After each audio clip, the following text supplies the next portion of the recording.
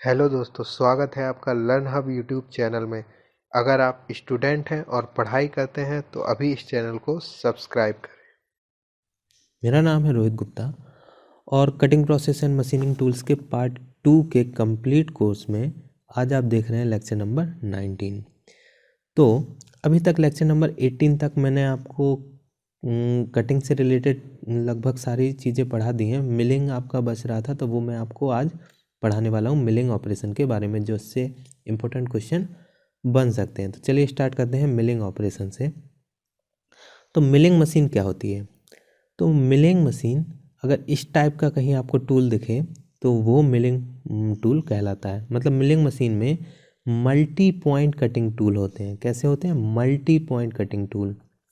मतलब जो इसमें इतने सारे ये नोक निकली है ना, ये एक हर एक जो है वो आपको एज अ पर्टिकुलर टूल के रूप में काम करेगा। तो ये जितनी ज़्यादा होंगी वो मल्टीपल कटिंग टूल की तरह काम करेगा।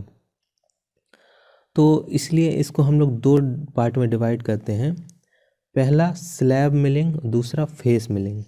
स्लैब मिलिंग का क्या मतलब हुआ कि मान लीजिए ये आपकी स्लैब हुई है, तो इसको आपको किसी पर्टिकुलर शेप में करना है। तो अगर हम इस मिलिंग टूल को इस तरह से चलाते हैं तो ये आपका स्लैब मिलिंग हो जाएगा। और फेस मिलिंग का क्या मतलब हुआ कि मान लीजिए ये आपका वर्क पीस है, वर्क पीस का ऊपर वाला सरफेस है।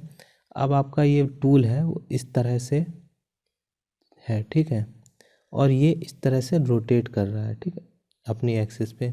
तो अब ये इस तरह से जब रोटेट करेगा तो ये सरफेस पे चारों तरफ रोटेट करेगा, तो सरफेस के ऊपर का मटेरियल रिमूव कर देगा। मतलब जो अगर सरफेस हमारा अगर वर्क पीस इतना थिक होगा तो सरफेस का मटेरियल रिमूव करके इसको फ्लैट कर देगा और इसकी जो थिकनेस है वो भी कम कर देगा। तो वो कहलाता है फेस मिलिंग। मतलब उसकी किसी सरफेस के ऊपर के फेस को अगर हम मिल करते हैं तो वो फेस मिलिंग, अदरवाइज वो स्लैब मिलिंग कहलाती है। तो स्लैब मिलिंग में दो चीज़ें आपको बहुत इम्पोर्टेंट है पढ़ना, अप मिलिंग और डाउन मिलिंग, और दोनों में डिफरेंस याद कर लीजिएगा, बहुत ज़रूरी है। अप मिलिंग, अप का मतलब हुआ कि ऊपर चढ़ना, ठीक है। तो ऊपर चढ़ने में क्या होगा, कटर और वर्क पीस अपोजिट डायरेक्शन में मूव करेंगे। देखिए, अपोजिट डायरेक्शन में मूव करेंगे अप मिलिंग में, ठीक है। और अगर डाउन मिलिंग हुई, डाउन मिलिंग का मतलब नीचे उतरना, नीचे आराम से उतर जाते हैं। तो आराम से कब उतरेंगे? जब वर्क पीस और कटिंग टूल दोनों सेम डायरेक्शन में मूव कर रहे हैं। अपोजिट टफ होता है ना, तो उसी प्रकार चढ़ना भी टफ होता है। इससे आप रिलेट कर सकते हैं। तो अप मिलिंग मतलब कटर और वर्क पीस अपोजिट डायरेक्शन में मूव करेंगे, अप मिलिंग, ठीक है। डाउन मिलिंग मतलब वो कटर और वर्क पीस दोनों सेम डायरेक्शन में मूव करेंगे, ठीक है। यहाँ आप फिगर से भी देख सकते हैं, ये है आपका अप मिलिंग। देखिए यहाँ पे अगर ये टूल इस तरह से चलेगा तो ये ऊपर चढ़ेगा, और अगर ऊपर चढ़ेगा तो ये इस डायरेक्शन में जाएगा और वर्क पीस अपोजिट डायरेक्शन में मूव करेगा। तो ये हो जाएगा अप मिलिंग, और डाउन मिलिंग में इसका अपोजिट हो जाएगा।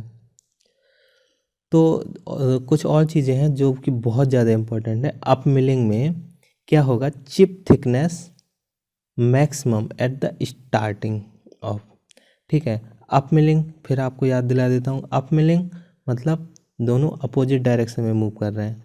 और जब वर्क पीस और कटिंग टूल अपोजिट डायरेक्शन में मूव करेंगे तो क्या होगा, अगर आप अप मिलिंग कर रहे हैं मतलब चढ़ाई कर रहे हैं, तो स्टार्टिंग में तो मैक्सिमम कटिंग होगा। मतलब स्टार्टिंग में तो आप जल्दी जल्दी चढ़ेंगे, लेकिन एंड लास्ट तक आप थक जाएंगे। तो इसलिए मिनिमम होगा एंड में। ये ट्रिक्स बता रहा हूँ मैं, ठीक है। तो देखिए पहला ट्रिक्स क्या था, अप मिलिंग में अप मिलिंग मतलब चढ़ना कठिन होता है, तो अपोजिट डायरेक्शन में वर्क पीस और कटिंग टूल। दूसरा, जब हम चढ़ाई करते हैं तो स्टार्टिंग में तो बहुत जल्दी जल्दी चढ़ते हैं, तो स्टार्टिंग में मैक्सिमम चिप थिकनेस होती है, लेकिन लास्ट तक हम थक जाते हैं तो हमारा एंड में जो चिप थिकनेस है वो मिनिमम हो जाती है। अप मिलिंग मतलब चढ़ना, चढ़ना तो हमारे लिए अच्छा नहीं है, तो इसलिए सरफेस फिनिश इसमें अच्छी नहीं होती है। आई होप आप ये तीनों पॉइंट अच्छे से समझ गए होंगे, ट्रिक्स के द्वारा आपको ये याद भी हो गए होंगे। नेक्स्ट है डाउन मिलिंग। डाउन मिलिंग में जस्ट इसका अपोजिट होता है, मतलब डाउन मिलिंग में आप बड़े आराम से उतर जाते हैं, कोई दिक्कत नहीं है। तो जब कोई दिक्कत नहीं है तो चिप थिकनेस स्टार्टिंग में मिनिमम होगी और लास्ट में मैक्सिमम होगी। सरफेस फिनिश इसमें अच्छा होगा, इस अप मिलिंग के जस्ट अपोजिट। नेक्स्ट आता है फेस मिलिंग। फेस मिलिंग मैंने आपको बताया था कि किसी वर्क पीस के अगर फेस पे हम लोग मिलिंग कटर से फेसिंग करते हैं तो उसको हम लोग फेस मिलिंग कहते हैं। नेक्स्ट है एनालिसिस ऑफ मिलिंग। ठीक, एनालिसिस ऑफ मिलिंग में देखिए क्या है कि ये आपका एक वर्क पीस है और ये एक मिलिंग टूल है। ठीक है, तो ये मल्टी पॉइंट कटिंग टूल होता है, तो हम लोग किसी एक टूल की हम एनालिसिस करते हैं। तो इसमें सबसे इम्पोर्टेंट बात क्या है, ये है कि अगर फीड आपको FT दी हुई होगी और फीड पर तीथ, ठीक है, FT क्या है, फीड पर तीथ, एक तीथ में फीड आपको FT दिया हुआ है और F मान लेते हैं टोटल फीड है, तो F क्या होगा, टोटल फीड क्या होगा, एक टूथ में फीड मतलब FT into number of teeth, तो F बराबर FT इंटू NT, या फिर कह सकते हैं FT equal to F upon NT। तो ये फार्मूला आपको याद रखना है बस। उसके बाद नेक्स्ट प्रोसेस आता है ब्राउचिंग। ठीक है, तो ब्राउचिंग क्या होती है, ये भी मल्टी पॉइंट कटिंग टूल ही एजर काम करती हैं, बट इसमें क्या होता है, एक पास में मतलब सिंगल पास में सिंगल डायरेक्शन में। क्या मतलब मान लीजिए ये आपका कोई एक ब्राउचिंग टूल है इस टाइप से, ठीक है, और एक सिलेंडर है। तो अब हम सिलेंडर में एक पास में मतलब यहाँ पे एक बड़ा सा हैंडल लगा होगा, तो इस ब्राउचिंग टूल को इस सिलेंडर से हम एक बार में पास करा देते हैं सिंगल पास में। तो ये सिंगल पास में सिंगल वन पास और सिंगल डायरेक्शन में ये मल्टी पॉइंट कटिंग टूल काम करेगा।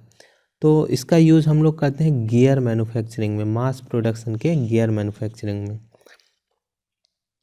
तो इसमें 3 पॉइंट ही आपको याद रखने हैं। पहला, broaching tool multi point cutting tool होता है, ये सिंगल पास और सिंगल डायरेक्शन में ही वर्क करता है। इसका यूज़ हम लोग गियर मैन्युफैक्चरिंग में करते हैं, मास प्रोडक्शन जब करना होता है। लेकिन अगर हमें गियर को प्रिसाइसली बनाना है, मतलब मोस्ट एक्यूरेट गियर बनाना है, तब हम लोग ब्राउचिंग से नहीं बनाते हैं, तब हम लोग होबिंग प्रोसेस से बनाते हैं। किससे बनाते हैं, होबिंग प्रोसेस से। तो आई होप आपको इतना सब समझ में आ गया होगा। तो इस वीडियो में कोई भी दिक्कत हुई हो, कोई भी प्रॉब्लम हो, तो मुझे कमेंट बॉक्स में बता सकते हैं। और नेक्स्ट वीडियो में मैं आपको कटिंग से रिलेटेड क्वेश्चन कराने वाला हूँ। तो लगभग कटिंग का सारा कोर्स आपका कंप्लीट हो ही गया है, तो अब कुछ न्यूमेरिकल करेंगे, कुछ क्वेश्चन करेंगे, जिससे आपकी इस पूरे कोर्स का प्रैक्टिस हो जाएगा। तो आई होप आप लोगों को ये कोर्स अच्छा लगा होगा। तो इस कोर्स को ज़्यादा से ज़्यादा शेयर कीजिए, लाइक कीजिए, और मिलते हैं नेक्स्ट वीडियो में। Thank you.